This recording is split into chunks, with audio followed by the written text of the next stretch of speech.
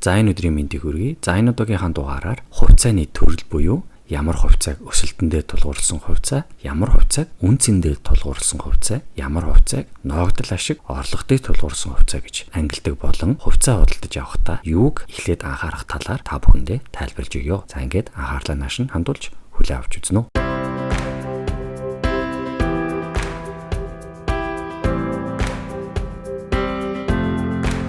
За тэгэхээр өмнөх дугааруудаар хувьцааны төрөл буюу энгийн хувьцаа, алтан хувьцаа гэж байдаг талаар ярьж исэн байгаа. За мөн хувьцаа авахдаа хизээ орох уу, хизээ гарах уу, ямар дүрм буюу стратеги барьж хувьцаа худалдаж авах вэ гэдэг талаар бол заасан хичээлүүд маань бол байгаа. За эдгээр хичээлийг та бүхэн маань бол YouTube буцаас маань бол хүлээж авах боломжтой. За тэгэхээр мэдээж хэрэг бид нэр хувьцаа худалдаж авахдаа тодорхой хэмжээний өсөлт болон үнцийн ногдол ашиг орлогыг бол хардаг. Эдрийгээ сайн тооцоолох буюу нэгдүгээр өдрөөсөө хувьцаа худалдаж авахдаа энэхүү одоо миний худалдаж авч байгаа хувьцаа маань ямар төрлийн хувьцаанд орох вэ гэдгийг бол тооцоогоогөөсөө болоод алдаа гарах тохиолдол бол маш их байдаг. За тэгэхээр энэ алдааг гаргахгүй тулд нэгдүгээр өдрөөсөө эхлээд би энэхүү хувьцааг худалдаж авснаар ямар хэмжээний expectation буюу эндээс би ямар нэгэн бодиттой юу хүлээж байгаа вэ гэдгийг бол тодорхойсон байх хэрэгтэй байд юм байна. За тэгэхээр бол нэгдүгüүрт нь growth stock буюу өсөлтөндөө тулгуурласан хувьцаа гэж байдаг байна. За энэ юу гэсэн үг юм бэ гэхээр анхан одоо IPO-го хийж байгаа эсвэл бол маш их хурдцтайгаар инновац хийсэн компаниудын хувьцааг өсөлтөндөө тулгуурласан хувьцаа буюу өсөх боломжтой, хурдан ашиг одоо зах зээлийн үнэлгээ нь өндөр болох боломжтой гэдэг хувьцаануудыг growth stock гэдэг байна. За тэгвэл эргүүлээд value stock гэдэг нь бол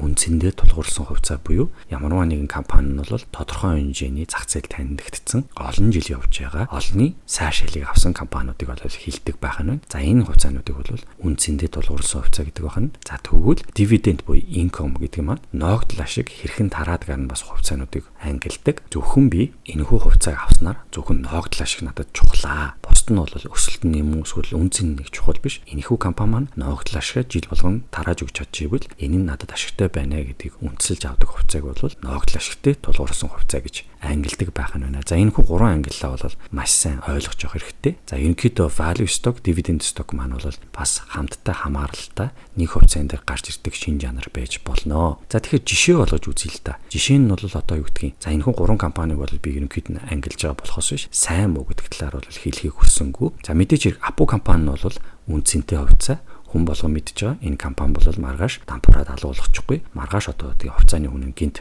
огцсон унахгүй тийм үү. За тэгвэл энэ компани бол үнцэнтэй буюу ийм хувьцаа үнцэнтэй хувьцаа тооцогдож явах нь. За хоёрдугаарт нь бол миний саяны хэлдгээр бол хамтын одоо шин чанарын хамттай байдаг гэхээр энэ маань бол ногдол ашиг тараадаг хувьцаанд бас ордог. За энэ компани маань бол жил болгон ногдол ашигаа ингээд тараагаад явах юм бол хоёр шин чанар маань бол нэг ингээ хувьцаан дээр гарах боломжтой байдаг байх нь байна. Өсөлтөндөө тулгуурсан хувьцаа гэдэг маань юу юм бэхээр Lend юм уу? За IT төс гэж компаниуд байж болно тий. Дөнгөж IPO-го хийж байгаа. За мөн маш их хурдцтайгаар ханшин өсөх боломжтой байж магадгүй ийм хувьцаанууд байх юм бол жижигхэн компаниуд түргэн хугацаанд бас ашиг өгөх боломжтой байх. Эсвэл түргэн хугацаанд унах байх боломжтой байх юм бол энэ хувьцааг өсөлтөн дээр ингэж хардаг байх нь байна. За тэгвэл дараагийн одоо слайд дээр шин чанараар энэ гурван хувьцааг ангилж үзье. Та бүхэн маань одоо энэ хувьцааг худалдаж авахдаа мэдээч хэрэг шин чанарыг нэхлээд бодолцож үзэхгүй байх юм бол таны одоо хүлээж байгаа хүлээлт маань бол эсрэгээрээ явдаг байх нь байна. За тэгэхээр ерөнхийдөө шин чанар нь юу юм бэ гэхээр хугацаа,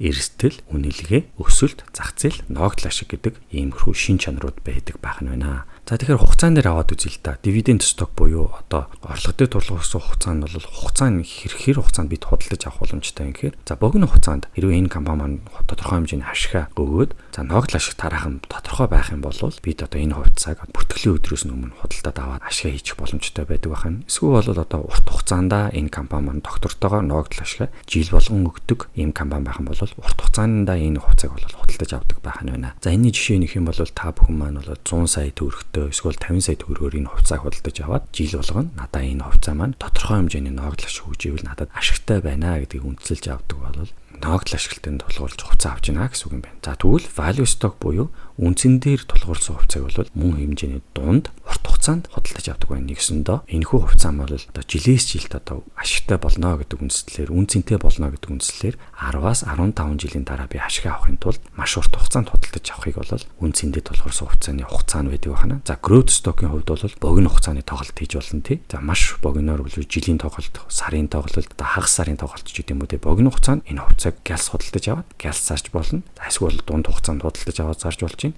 За эсвэл 1 жилийн дараа худалдаад авчаад зарах боломжтой байх юм бол за хугацаагаар нь бол ингэж ангилдаг байх нь байна. За тэгэхээр эрсдлийн түвшин нэнгийн ангилж үзье. Мэдээж хэрэг бүх юм эрсдэлтэй. За dividend stock буюу нөгөө орлого дээр тулгуурсан хувьцаа маань мэдээж хэрэг суурьтай компани болохоор эрсдэл нь бол маш бага. За value stock маань бол дунд зэрэг, growth буюу өсөлтөнд тулгуурсан маань бол өндөр байдаг байна. Эрсдэл өндөртөө энэ хувьцаа маань үнэхээр gas мөнгөө бас хурдан хийх боломжтой ч гэсэн бас gas мөнгөө унгаах боломжтой байдаг. За тэгэхээр бол эрсдлийн түвшин хамгийн өндөр байдаг байна. За үнэлгээний хувьд бол боломжийн буюу одоо өнөөдрийнх нь ханшин, за боломжийн ханшин дээр байж болно. Value stock-ийн хувьд бол үнэлгээ нь бол дутуу байдаг. Ихэнхдээ бол одоогийн байгаа ханшин нь бол ирээдүйд гарах үнэлгээнээс бол бага зэрэг дутуу үнэлэгдсэн undervalued гэж ярьж байдаг. За undervalued буюу дутуу үнэлэгдсэн компаниудыг худалдаж авах юм бол алстаа 15-аас 20 жилдээ бол маш өндөр ашиг өгдөг байх нь. За тэгвэл growth stock буюу нөгөө өсөлтөндөө тулгуурлаж байгаа болохоор хүн болгон ийшээ шуурж ордог шинэ юм байдаг тий. Шинэ хувьцаалаа орохын тулд хүмүүс одоо илүү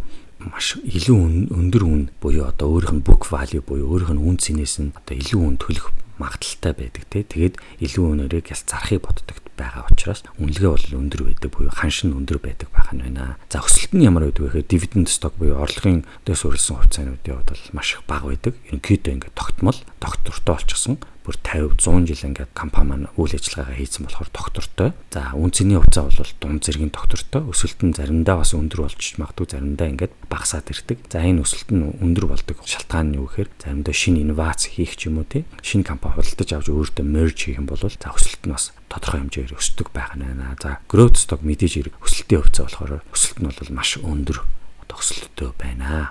За зах зээл буюу market cap гэж байгаа тийм ерөнхийдөө энэ зах зээлийн багтаамж хэмжээ энэ компани ямар компаниуд гэхээр дунд буюу том хэмжээний том одоо компаниуд байдаг байна. За value stock маань мэдээж хэрэг бас дунд буюу том. За growth stock-ийн компаниуд бол бага буюу за эсвэл том байдаг тийм. За бага гэдэг нь бол жижигхэн компаниуд гэж болно. За том гэдэг нь бол бүш маш том компани маань гинт одоо өөр нэгэн компанийг худалдаж авснаар бас зах зээл нь бас томрох одоо тийм боломжтой байдаг. За тэгэхээр энэ бол merge-с бас шалтгаалаад ингээд байдаг байх нь байна. За тэгэхээр хамгийн сүүлийн одоо шин чанар нь юу юм бэ гэхээр ногдол ашиг. За ногдол ашиг dividend stock буюу орлого дээр тулгуурсан хувьцаа маань мэдээж хэрэг байгаа тийм. Зөвхөн энийг нь харж авч байгаа болохоор тийм ногдол ашиг тараана. За value stock мэдээж хэрэг бас ногдол ашиг тараана. Энэ маань бол үн цэнтэй олон жил ингээд өгөх боломжтой. За growth stock-ийн хувьд бол ногдол ашиг буюу орлого өсөлттэй хувьцаанууд бол ногдол ашиг ерөнхийдөө бол тараадаггүй. Бүх ашигаа өөрийнхөө R&D буюу хөгжүүлэлтэндээ эсвэл өөрийнхөө дотоод зардалтаа ингээд маш хурдцтайгаар өсөхийн тулд өөрийнхөө зардал бол маш их өндөр байгаад байдаг. Тэгэхээр энэ хувьцаанууд бас бол ногдол ашиг баг төдийлөн ирдэггүй байх нь байна. За тэгэхээр та бүхэн ногдол ашиг зөвхөн харж байгаа бол өсөлттэй хувьцаа гэхээсээ илүүтэйгээр үн цэн болон орлого дээр цуглуулсан хувьцаануудыг авах нь бол танд арай одоо төхөж очдог байх нь байна. За тэгэхээр энэ хүү таабл буюу энэ хүү зэсийг харж байгаа та бүхэн маань бол анханасаа хувьцаа олдож авахтаа бол өөрийнхөө бодиттойгоор анализыг бол хийдэг байх нь байна. Түүнээс биш бол одоо юу гэдгийг би growth stock авчаад ногдол ашиг хүлээгээд байж болохгүй байх нь байна тий. Зөвхөн одоо юу гэдэг ногдол ашиг харж хувьцаа авчихсан мөртлөө энэ компани яагаад өсөхгүй байна? Энэ компани үнэлгээ яагаад өндөр болохгүй байна гэдээ бас хүлээгээд байж болтгүй байх нь байна. Яагаад тэгэхээр энэ компаниудын одоо шин чанарууд нь өөр байдаг байх нь байна. За тэгэхээр бол ерөнхийдөө тайлбарж өгөх юм бол юу гэсэн үг вэ гэхээр эхлээд компаниуд маань бол нэгдүгürt өсөлтөөс эхэлдэг байх нь тий. Тодорхой хэмжээний компани маань бол маш хурдцтайгаар өсөж эхэлдэг. За ингээд өсөж эхэлж байгаад за мэдээж хэрэг тодорхой хэмжээний үн цэнийг бол бүтээж эхэлж байгаа. За ингээд үн цэнээс бүтээж эхэлснээр дараа бол орлогоо ингээд өгөөд эхэлдэг байх нь. За тэгэхээр бол мэдээж хэрэг компани болгон бол ерөнхийдөө хэрвээ зөв загвараар явах юм бол ингэж явдаг байх нь байна. За тэгэхээр энэ бүгдийг та бүхэн маань харгалзан үзэж хувьцаа хөдөлж авахтаа бол энэ бүгдийг харгалзаж үзэх хэрэгтэй байдаг байх нь шүү. За хувьцааг бол энэ гурван төрөл бол хуваадаг байх нь байна. За тэгэхээр энэ болон бусад мэдээллийг та бүхэн манай хувьцаа CGM-ийн вебсайт болон Facebook хуудас, YouTube пэйжээс маань авах боломжтой. За манай хувийн санхүүгийн хичээл, манай хувьцаа болон анхан шатны сургалтын хичээл, за манай болоо крипто валют болон биткойн, блокчейн, Binance хичээлүүдийг та бүхэн маань бол манай хувьцаа CGM-ээс бол орж худалдаж авах боломжтой. За өдөр болгон шинэ мэдээлэл авахын тулд та манай YouTube пэйжд subscribe хийж биднийг дагаарай. За ингээд анхаарал тавьсан явдал баярлалаа. Дараагийн дугаар хүртэл түр баяртай.